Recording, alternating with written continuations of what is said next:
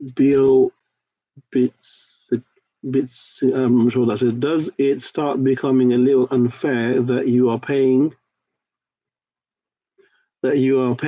more than the actual value of the car? Its value is 5,000, but you're paying 600 and more than its initial value. Is that not considered taking advantage of the person who doesn't have the money on the spot, or is it more of a case of go save up and don't put yourself in that situation? So, Fizara, the answer to your question is it's not. It's a business. You agreed to it. It's not been forced. You can go down the road and go get a different car. So, bay or taqseet, for example, if I buy the item's value, okay, so let's say, for example, I've got this pen.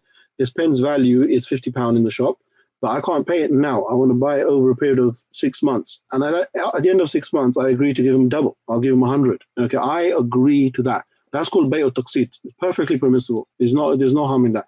As long as I own the pen, I agree on the time, I agree on the amount, it's perfectly permissible. There's no riba in that. Okay. Okay. What else do we have?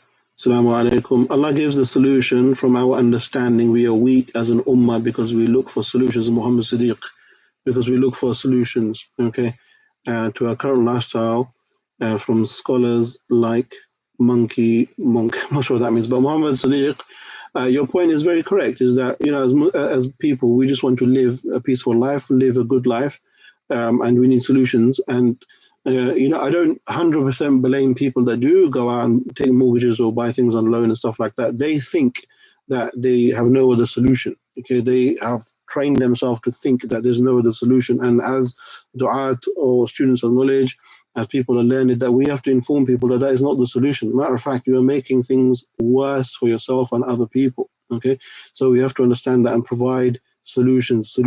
Okay, YouTube should be working now. Muhsin Ali, hopefully, have we opened a page. Type.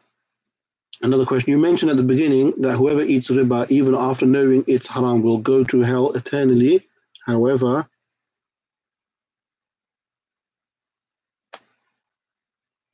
doesn't that contradict with the fact that all Muslims will ultimately go to Jannah? Okay. So Muhammad Ali is saying that at the end of the day, Allah subhanahu wa ta'ala, yes, he says, "Inna Allah la yaghfir an yushraka bihi shay." Allah subhanahu wa ta'ala will not forgive the one sin, and that's the sin of shirk. وَيَغْفِرْ مَا دُونَ ذَلِكَ, and he will or can forgive any other sin. Okay? And likewise, people also have the misconcept that every Muslim will end up in Jannah. That's not necessarily the case. Okay? The Prophet said, "Man qala la ilaha illallah," the one who said La ilaha illallah will end up in Jannah. But it's not just the saying of La ilaha illallah, it's a person who lived according to La ilaha illallah. Okay, so a person's name could be Ahmed, or could be Zaid, or could be Fatima, or could be Irfan, or whatever it is, might end up going to hell. Okay, because you didn't live according to the agreement that you had, which is your Islam, be it even little. Okay, so that not every Muslim is going to go to paradise. You have to, depends upon your actions and the amount of work that you've done. But at the end of the day, looking at it on a positive note, that yes, people will end up in paradise, and Allah subhanahu wa ta'ala can forgive what he wants to forgive. And if he doesn't want to forgive, then the default position is that you will go to hell. Okay, the person who's dealing with his interest will go to hell. Okay, and will serve his time. You know, as they say, if you've done the crime, you got to do the time. Okay, and it's not worth it. 1 second in Jahannam is like 50,000 years, so you don't want to take that risk. Yeah? But yeah, Allah subhanahu wa ta'ala can forgive all sins, but he will not forgive shirk. Okay, where's the other questions? Is it permissible? So Ashraf is asking a question on services and tax, e.g. road tax or another government.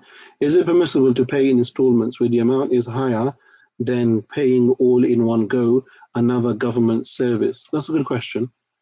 So there is no difference between services and actual goods. There is no difference between services and actual goods. If you've got a payment, you make it now, you pay X amount. If you pay after a certain amount, you pay a certain amount. We apply the conditions. Number one, they are the ones who are providing with the service, so that's fine. They are the owners of that service, that's fine. Number two, you've agreed on the amount. Okay, so it's not something which is you're not doing something which is unknown. Also, the time is also known. Yeah, then I don't see how that could be a ribawi transaction. Okay, that's a taqsit. You're giving it in parts, and you're also agreeing on the amount. Okay. Any other questions before? I know I've gone well over time, but the topic is such that, I can't just stop.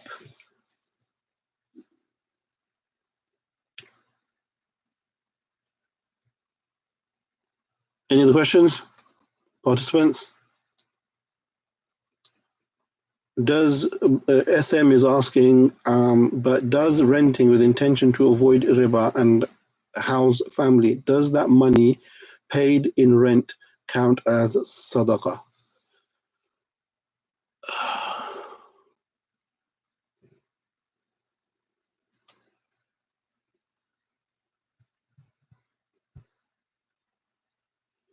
I don't see how that counts as sadaqah, but you definitely will be rewarded for your struggles.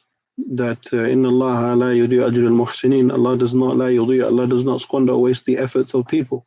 So if you had the choice of taking riba but you didn't and you decided to pay rent, then Allah subhanahu wa ta'ala will reward you for that sacrifice. Will it be considered a sadaqah? I don't see how it can be considered a sadaqah, but it definitely will be considered as a good deed and you'll be rewarded immensely for staying away from that temptation.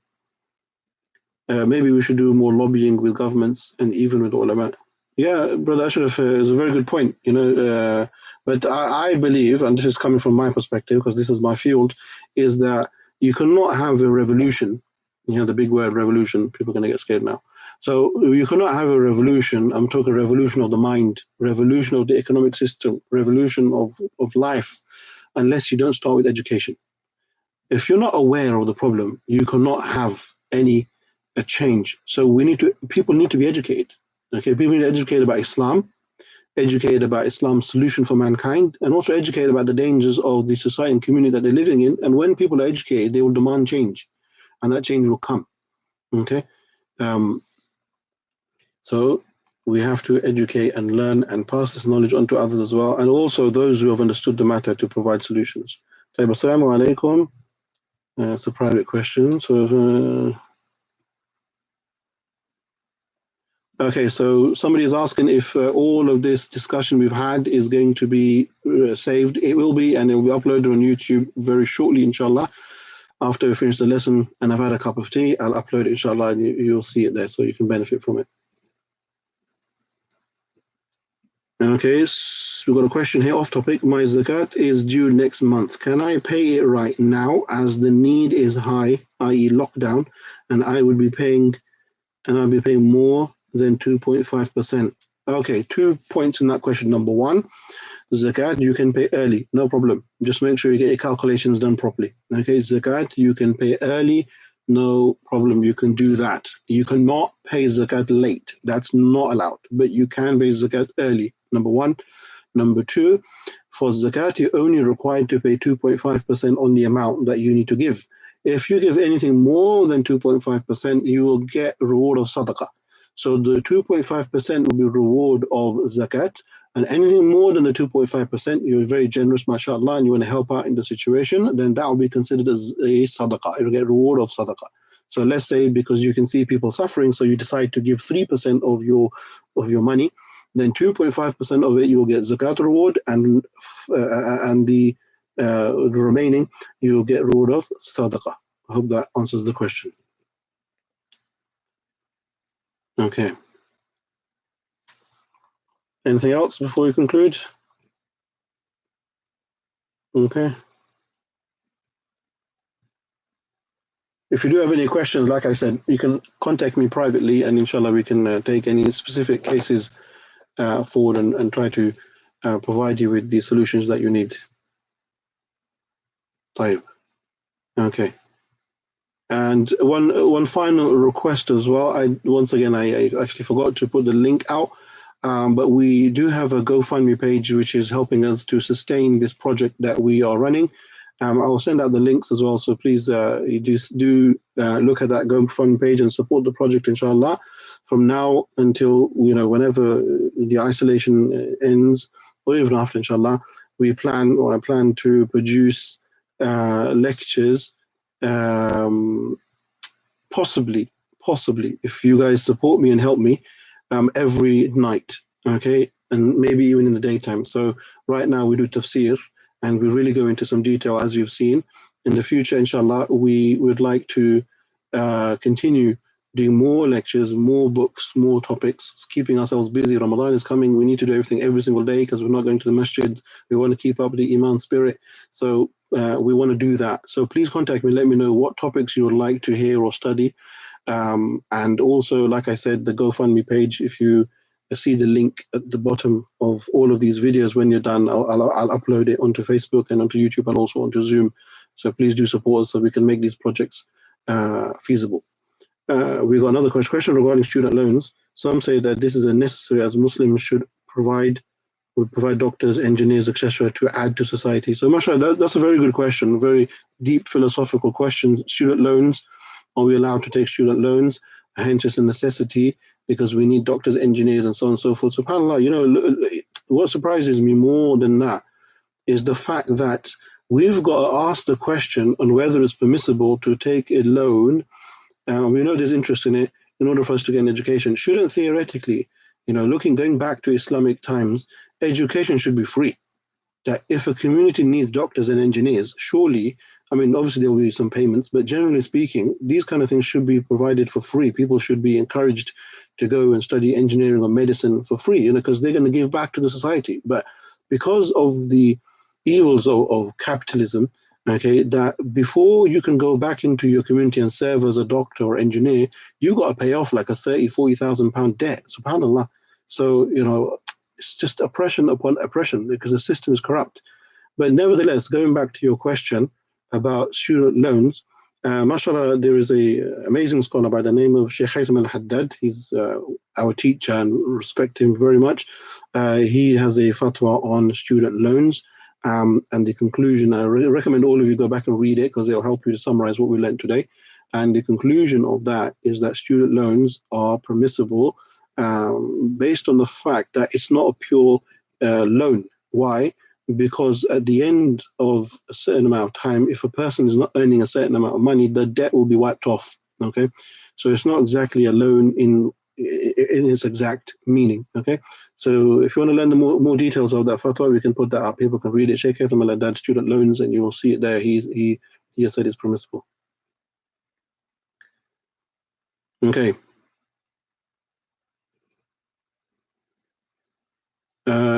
Sorry, brother Ashraf, I didn't quite get that. So, reoccurring payments, I'm not sure that, but very good question. Where there is not a solution provided, please do GoFundMe page. Okay, yeah.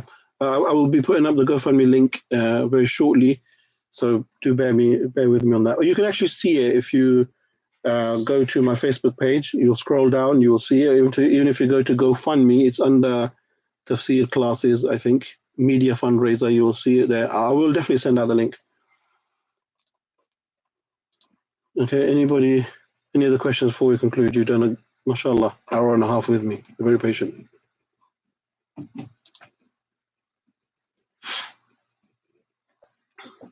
Okay, so any other questions?